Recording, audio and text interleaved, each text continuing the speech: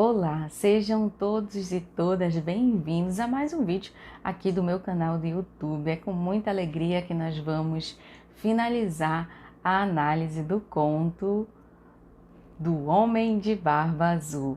E lembrando, se você ainda não se inscreveu no meu canal, aproveita e se inscreve e ative a notificação lá do sininho.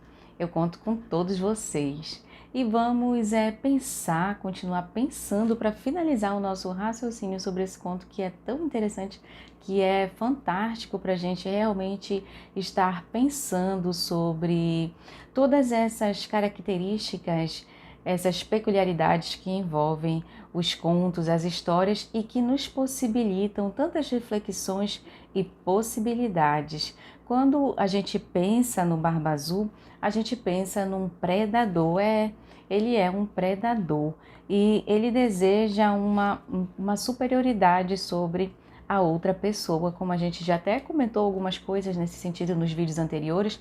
Se você quer saber mais sobre o conto do Barba Azul, o primeiro vídeo eu conto lá a história do Barba Azul e depois a gente vai em 3 sequências de vídeos fazendo essa análise desse conto.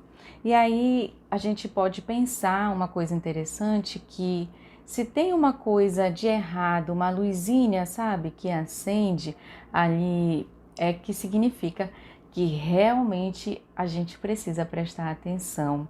Se tem uma coisa que é errada, que parece que é errada, é porque possivelmente existem grandes chances dela de fato ser errada. Então, se você está dentro de um relacionamento ou se as pessoas te sugerem uma reflexão maior, significa que realmente você precisa dar uma atenção especial para essa relação. E a sombra, quando ela entra no quarto, né, é interessante que lá tudo é escuro e vem a luz para trazer à tona o que há dentro do quarto. E quando a gente pensa sobre o que há dentro de nós, porque esse conto ele tem essa possibilidade da gente estar refletindo sobre as relações externas que a gente estabelece no nosso interpessoal com as outras pessoas, e também tem a possibilidade da gente estar pensando sobre a nossa relação conosco mesmo, com a nossa relação interna. Porque quando tem esse quarto, significa que dentro de nós tem um quarto que está escuro, que está trancado lá no mais possível que a gente possa conseguir esconder algumas sombras de nós mesmos. E é interessante que para com que a gente possa visualizar o que tem naquele quarto que não tem luminosidade, a gente precisa trazer uma luz. Exatamente, é assim que funciona. Para a gente poder ter acesso às nossas dificuldades, a gente precisa ter uma luz em cima delas. E nós, mulheres, existe todo um contexto de que a gente é criada para a gente ser boazinha, para a gente não ser curiosa, como alguns contos que traz a curiosidade da mulher de uma maneira muito equivocada, como por exemplo, algumas histórias, né, bíblicas, como a história que está em Gênesis, da Eva, né, que foi através da curiosidade dela que a serpente pôde acessar o Adão através da Eva, que supostamente teria levado ele a cometer o pecado. E a gente tem também o mito grego, o mito de Pandora, que através de sua curiosidade, ela libertou todos os males da humanidade, que ficou presa somente à esperança. E a gente vai fazer um vídeo sobre esse conto de Pandora, uma história que é muito interessante, cabe muitas reflexões. E aí a mulher ela tem essa curiosidade vista como algo que não é bom. E esse conto traz uma coisa ao contrário daquilo que a gente espera de nós, das mulheres, que a curiosidade nesse caso ela é vista como algo positivo, como algo bom, porque é somente através da curiosidade que possibilitou a esposa do Barba Azul encontrar o quarto, encontrar a verdadeira pessoa que ele é, o que ele estava planejando para ela. E é a mesma coisa que a gente só através da nossa curiosidade, porque não é através das respostas que a gente vai ter o autoconhecimento. É através das perguntas, é através da curiosidade que a gente vai conseguir realmente poder ter esse domínio sobre nós mesmas ou sobre nós mesmos. E aí ela traz uma coisa interessante, né? Que porque se você fizer, eu estou te dando uma rota. Na verdade, ele faz uma armadilha para ela. Quando ele entrega, né, a chave para ela, ele está trazendo essa mulher para uma armadilha. Por quê?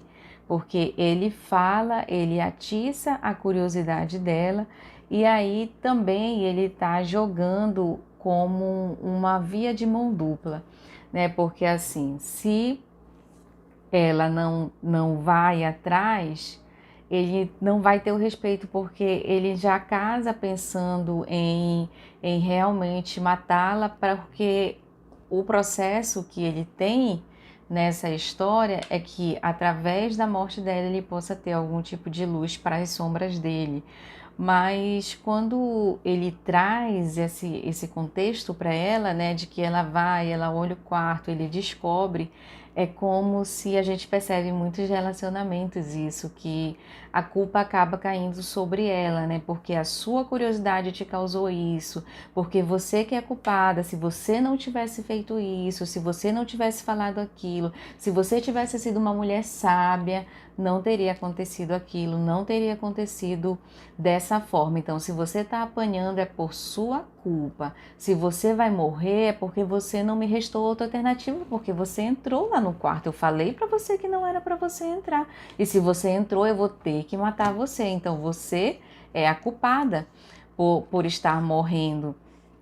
E aí a gente vê que está tudo ensaiado, é um ensaio para uma armadilha.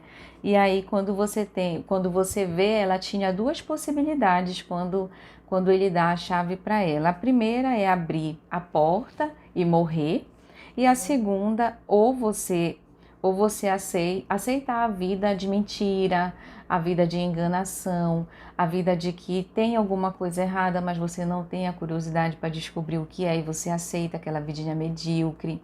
Então, para muitas pessoas existem só duas possibilidades. A gente vê isso em alguns relacionamentos, né? Pessoas que acabam aceitando estar dentro de um contexto de sofrimento, que te causa dor, que te causa mágoa, que você é abusada psicologicamente, fisicamente, porque você só consegue ver duas possibilidades. Ou você fica com ele e sofre e tem alimento e tem casa para os seus filhos, ou então você se separa e você corre o risco de morrer, ou então ficar sem nada.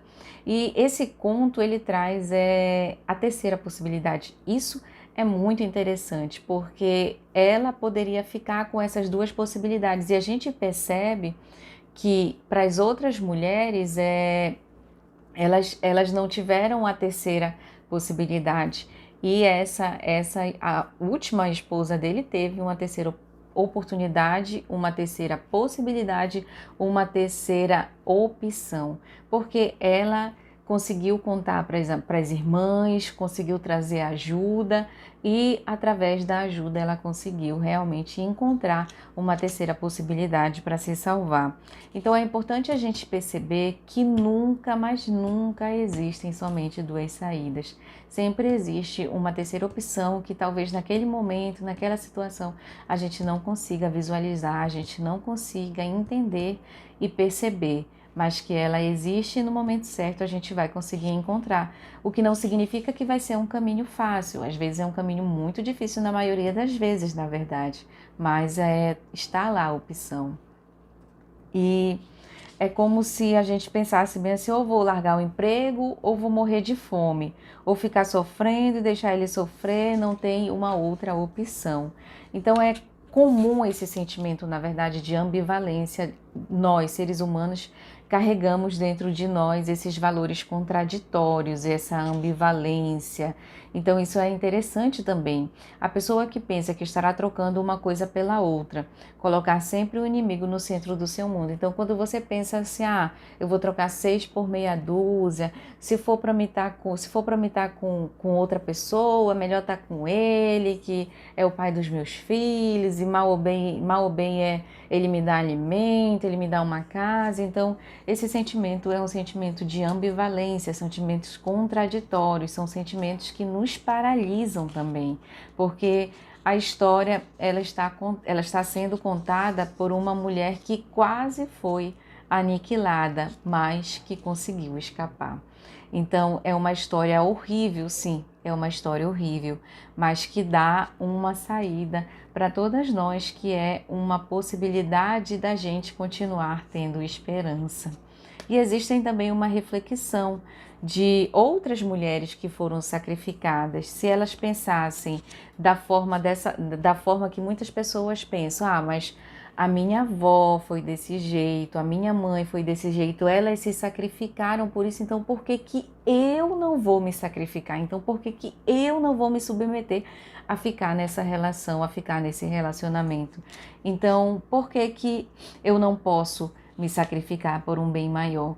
Então existe também essa vertente de que é um caminho também muito complicado, porque é algo impregnado na nossa sociedade. De um passo, é como se fosse realmente difícil quebrar a roda assim da família, né? De que você tivesse que seguir os mesmos passos.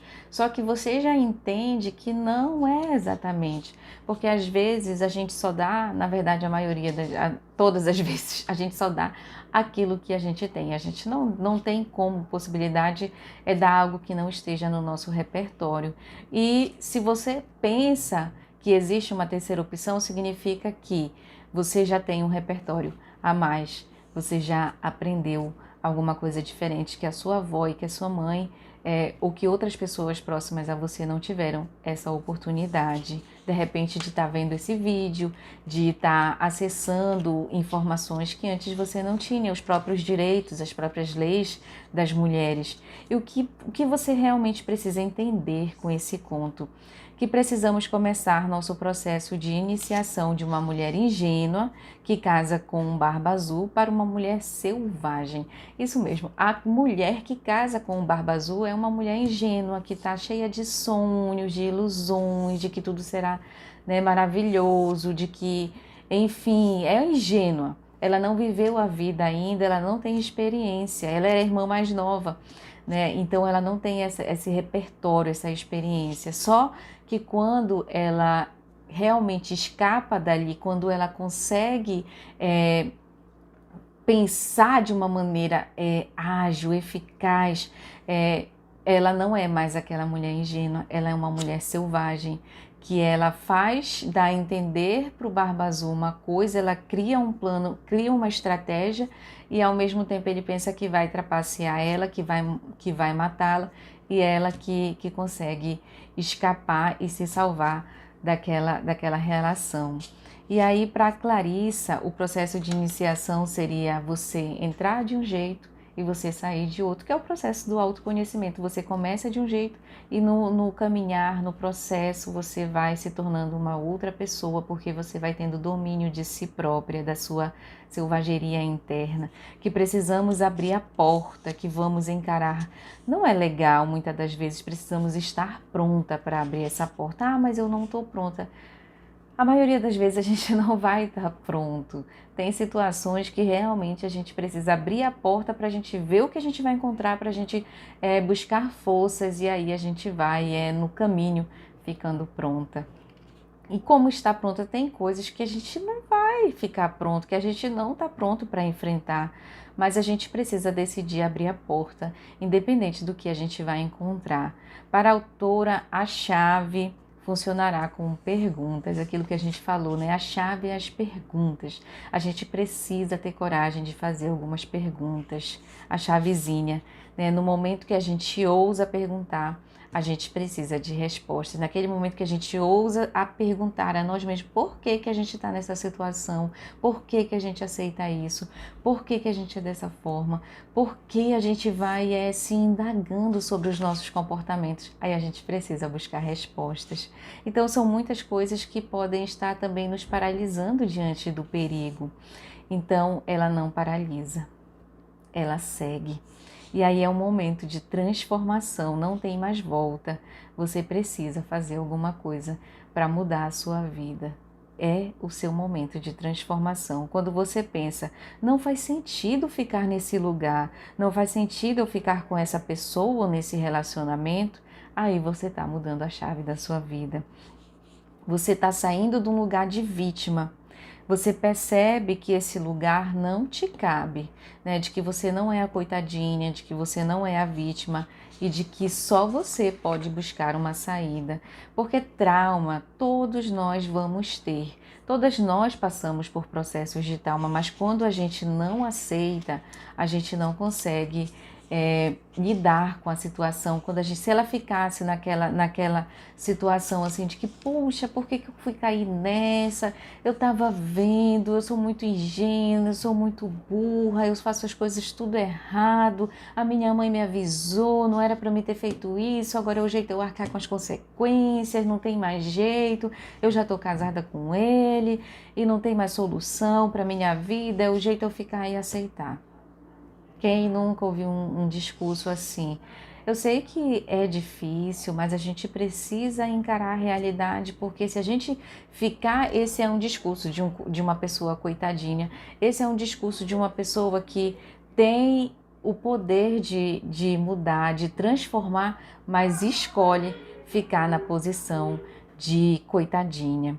Então, a gente precisa ser corajosa, precisa dar conta, porque quando a gente tem essa iniciativa de coragem, a gente encontra forças.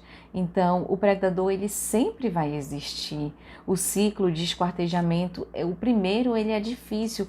Quando os irmãos dela vão, matam ele, eles esquartejam, cortam ele em pedacinhos, e nesse processo de esquartejamento, eles cortam, enfim, né, todo mundo sabe o que é esquartejamento. E cortam o Barba Azul todo em pedaços, eles jogam para os abutres, né, para os pássaros comerem.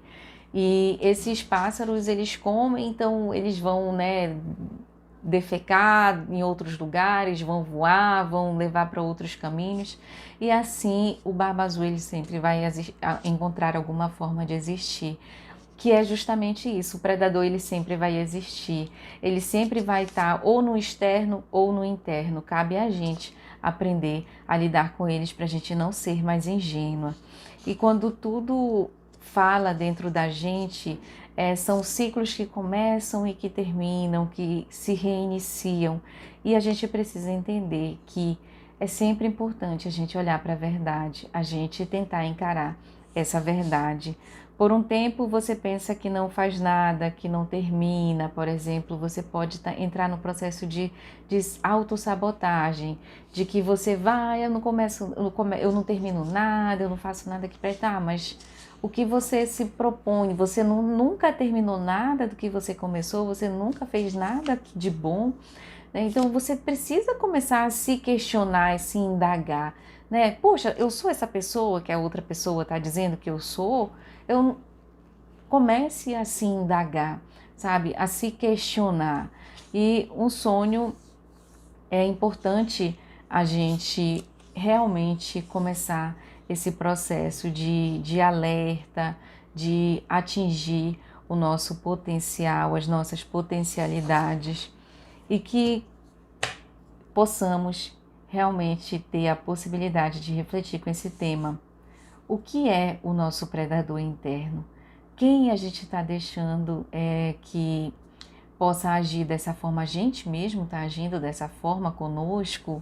Quais são as nossas forças ameaçadoras? O que está oculto dentro de nós? Quais as perguntas sobre as que a gente precisa perguntar? Quais as perguntas à sociedade precisamos fazer para a própria sociedade? Nesse nosso papel de mulher, é esse mesmo que a gente exerce? É esse lugar que eu quero estar? Essa é a natureza selvagem que precisa ser preservada. A parte feminina que fareja, que faz pergunta, precisa viver em mim, em você, em cada mulher, em cada uma de nós, porque nós, mulheres, vamos derrotar o nosso predador. Nós, mulheres, temos esse poder de derrotar, de despertar em nós a mulher selvagem que cada uma de nós é. Até o próximo vídeo.